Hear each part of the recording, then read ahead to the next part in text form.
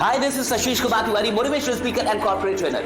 अगर आपको अपनी लाइफ को गुड से ग्रेट करना है, अगर आपको अपनी लाइफ को गुड से ग्रेट करना है, तो मेरी एक बात हमेशा याद रखिए कि आपको हर रोज खुद को अपग्रेड करना है। जितने भी विनर्स होते हैं, जितने भी सफल लोग हैं इस दुनिया के अंदर, उनके लिए अपग्रेडेशन एक कल्चर है। वो अपने आप को बिना अपग्रेड किए जी ही नहीं सकते।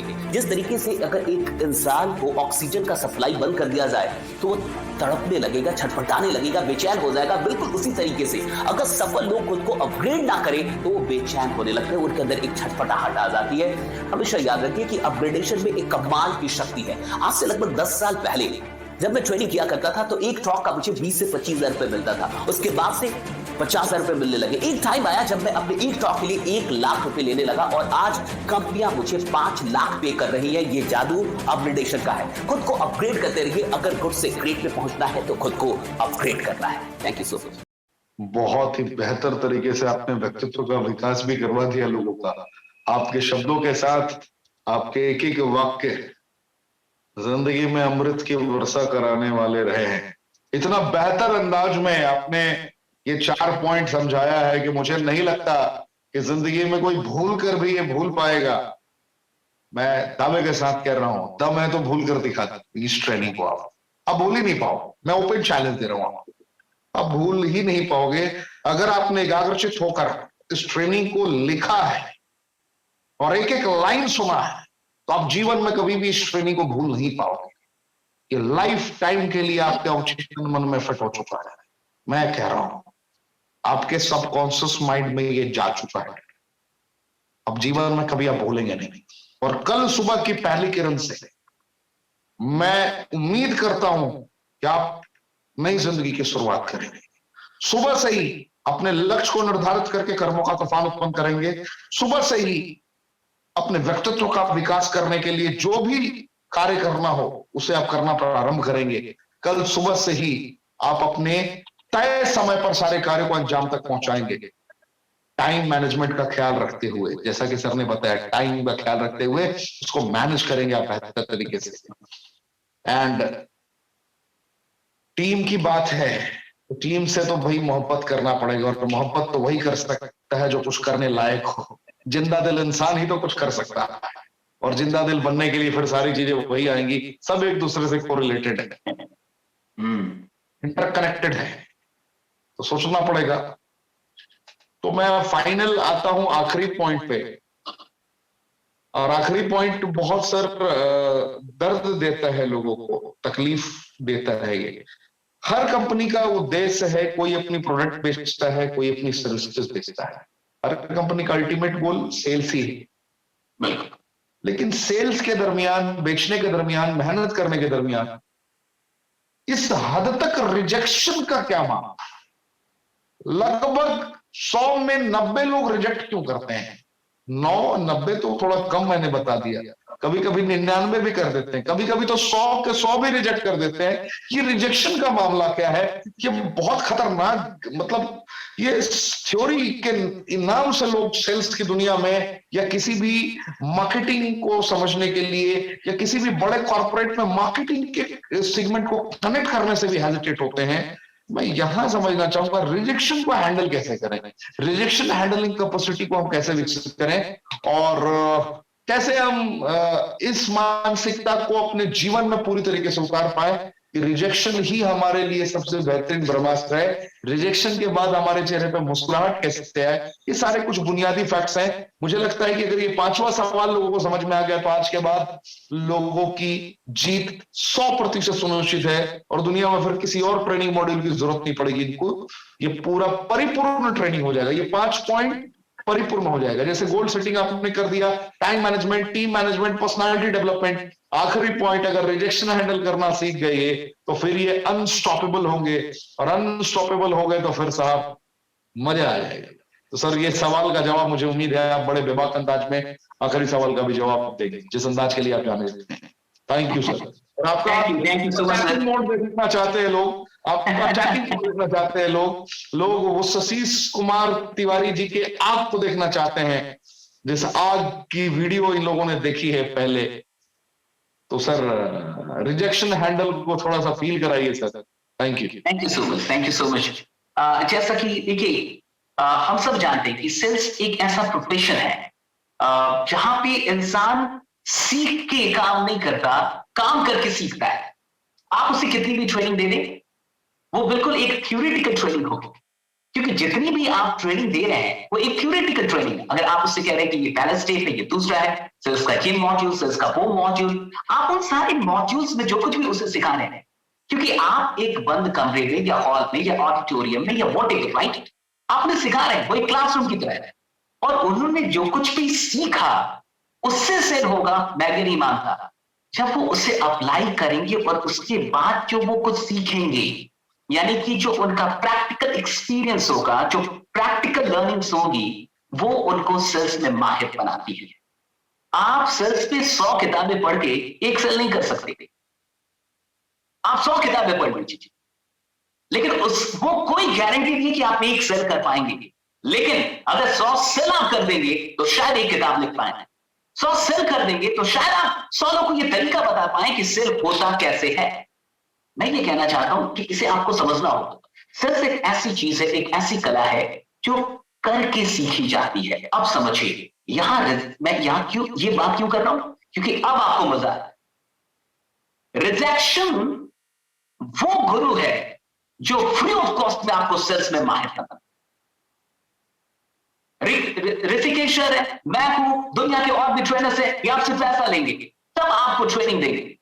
ये कंपनियों से पैसा लेंगे, सेल्स के लोगों से पैसा लेंगे, डेफिनेटली लेंगे, तब आपको ट्रेनिंग देंगे। लेकिन मैं कह रहा हूं कि दुनिया में अगर कोई मुफ्त का बेस्ट गुरु है, वो है rejection.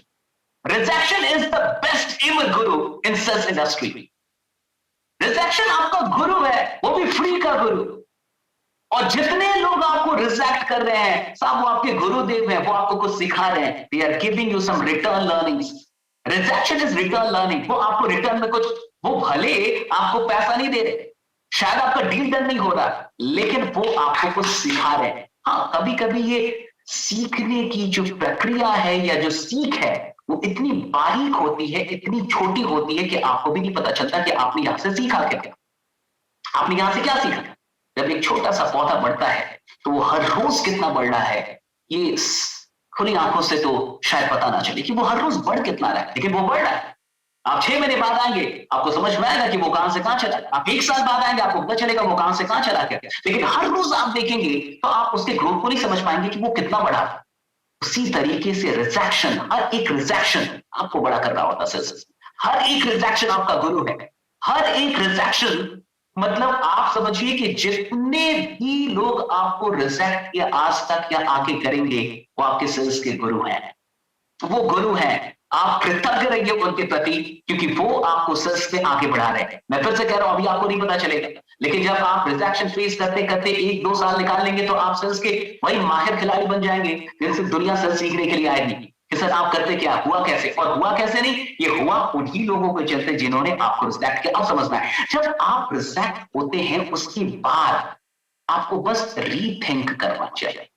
Rejection plus rethinking creates results. Rejection plus rethinking, इससे रिजल्ट क्रिएट होगा। हमारी गलती क्या है कि रिजेक्शन के बाद हम कई बार रीथिंक नहीं करते, हम पूरे प्रोसेस पे फिर से ध्यान नहीं देते। हम सोच रहे हैं इंसान ही करा, छोड़ो हमें क्या करना, उसका राव क्यों खराब है, ये कंपनी सही नहीं है, इंसान ही सही नहीं। रीथिंक, जब आप रीफोकस करेंगे, रीथिंक करेंगे, रीलुक करेंगे, तो आप रिजल्ट क्रिएट कर पाएंगे। रिजेक्शन के बाद का एक स्टेप लोग मिस कर देते हैं, जिसके चलते वो रिजल्ट तक काफी संघर्षों के बाद पहुंचते हैं। अगर हर रिजेक्शन के बाद रीथिंक, रीलुक, रीफोकस कर लिया, तो आप वहां से बहुत कुछ खुद निकाल लेंगे, बहुत कुछ खुद निकाल लेंगे और आप बेहतर रिजल्ट क्रिएट कर रहे होंगे। रिजेक्शन आपके लिए एक फ्यूल की तरह होना चाहिए। कोई रिजेक्ट करे ना, तो अगर सच में आप सेल्स में बड़े बनने वाले हैं, वो आपके लिए फ्यूल की तरह काम करेंगे। आप और चार्ज हो जाएंगे। सीखने के बाद रुकता कौन है, और अगर रिजेक्शन मेरा गुरु है, तो जब मैं गुरु से मिलके आया हूं तो भैया और तेजी से बढ़ूंगा ना, फिर रुकूंगा कैसे से। तो रिजेक्शन आपके लिए फ्यूल की तरह काम करना चाहिए, और जितना अधिक रिजेक्शन मिले उतना एफर्ट्स बढ़ा दीजिए। जब विराट कोहली को ना वो शतक नहीं मार पा रहा था, सेंचुरी नहीं लग रहा था पिछले 3 साल में, तो आपको क्या लगता है उसने अपनी नेट प्रैक्टिस, उसने अपनी मेहनत घटा दी होगी या बढ़ा दी होगी? लीजेंड कौन होता है? जब उसका फॉर्म ना चले, जब वो फॉर्म में ना हो, जब वो रिजल्ट नहीं क्रिएट कर पा रहा, तब वो अपनी प्रैक्टिस को, अपनी मेहनत को कम नहीं करता, बल्कि 100 गुना बढ़ा देता है। लीजेंड में और ऑर्डिनरी लोगों में यही अंतर है। ऑर्डिनरी लोगों को जब रिजल्ट नहीं मिलता तो वो शहीद हो जाते, गिव अप कर देते हैं, भाग जाएंगे, नहीं नहीं बाप बाप करेंगे, राइट नहीं होगा सक्सेस।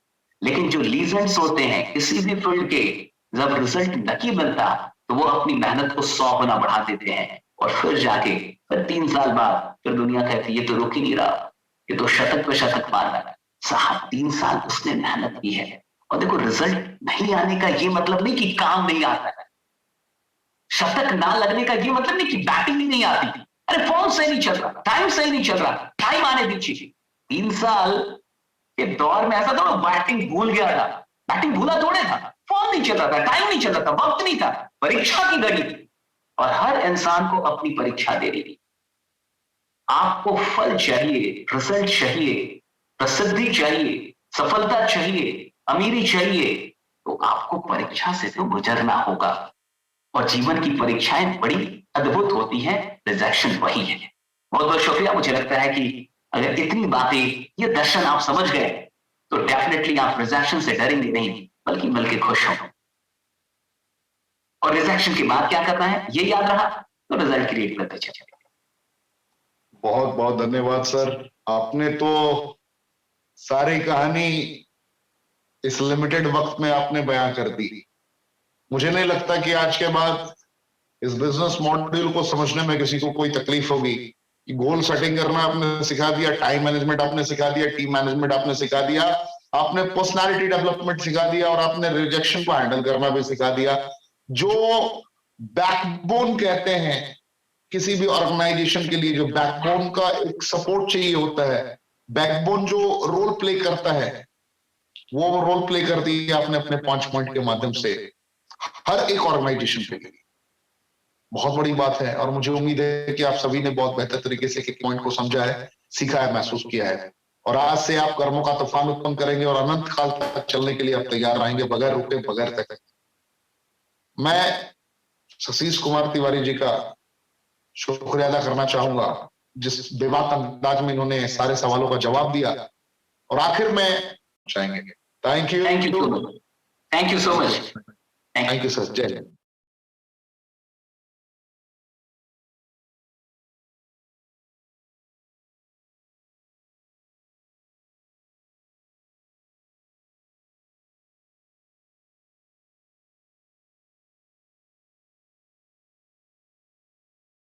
के लिए तैयार है?